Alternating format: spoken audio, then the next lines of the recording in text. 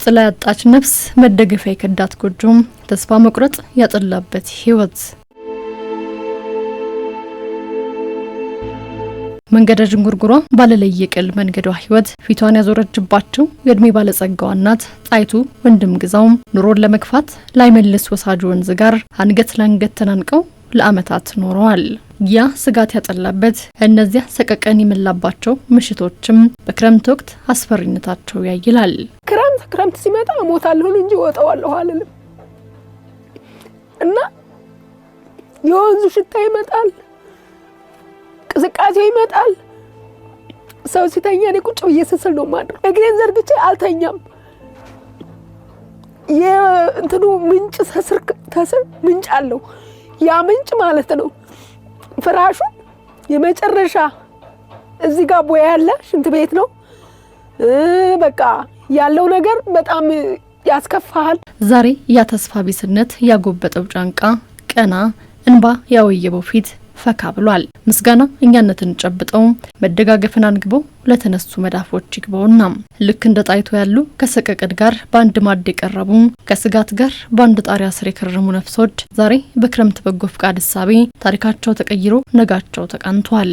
ይህንን ታሪኬን ይለወጠልኝ ከአፈር አንስቱ ፍራሽ ሰጡኝ፣ አንሶላ ሰጡኝ፣ ወልዱኝ ማመስገን ብቻ ነው እንጂ አዲስ አመትማ ይሄው ዛሬም አዲስ አመት ይቆም ለኔ ዛሬም አዲስ አመት አንድ ቀን የኔም ቀን ይኖራል። አንድ ቀን በቃ እግዚአብሔር አንድ ቀን ይነጋል፣ አንድ ቀን ያየኛል ብዬ ነበረ ምለውና እኔ እንጃ ዛሬ መድረሴ እግዚአብሔር ይመስገን። በእውነት መንግስታችንንም እግዚአብሔር ይጠብቅልን፣ እግዚአብሔር ያኑርልን። በጣም ደስተኛ ነን። እግዚአብሔር ይስጠው። እውነቴን ነው። ማንም ያላየነን ማንም ዘወር ብሎ ያላየነን አይቶን የተሻለ ጥሩ ኑሮ እንድንኖር ለሀገሯም ጥሩ ለውጥ እንዲኖራት ነው ያደረጉልን።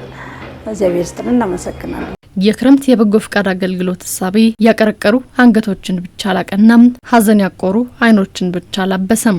ይልቁንም ከኔነት ይልቅ የኛነት እሳቤን የተቀቡ እልፍ ደጋግ ልቦች እንዲፈጠሩ አግዟል። ዛሬ ክረምት ሲመጣ የሁሉ አይን ጨለማ የወረሳት ጎጆን የማብራት ቅዝቃዜ የተጫናት ኑሮን ማፍካት በሚለው ህልም ተንጧል። ጉልበት የሌለው በእውቀቱ ሊሳተፍ ይችላል። አብሮነትን እያሳደጉ የመተባበር ባህል እያደገ እንዴ ከህፃነት ጀምሮ የሚሰራ ስራው ነው።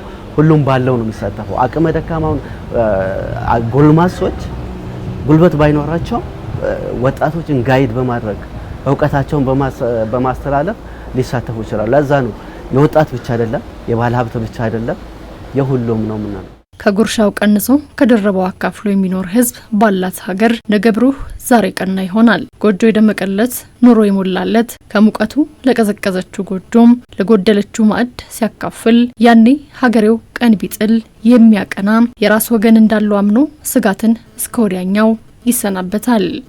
እያንዳንዷ ቀን እድል ናት። እያንዳንዷን ቀን ተጠቅሞ የአንድ ሰው ህይወት መቀየር አስፈላጊ ነው። ጉልበት ይኑረን፣ ጊዜ ይኑረን፣ ገንዘብ ይኑረን እንጂ በመስጠት ሌላን መባረክ ሌላን ህይወት መቀየር የሚሰለች ጉዳይ መሆን የለበትም። ባህል ነው መሆን ያለበት። ለዚህ ዓላማ ኢትዮጵያውያን አሁንም ሳትሰለቹ ሳታክቱ እንጀምር። ዘንድሮ መቆም የለበትም። አምና ሰርቶ ዘንድሮ መሰልቸት አይሆንም። ገና ነው ኢትዮጵያ፣ መቀጠል አለበት። እንበርታ፣ እንስራ። ከሰራን የሚለወጥ የሚቀየር ሀገር ነው ያለን።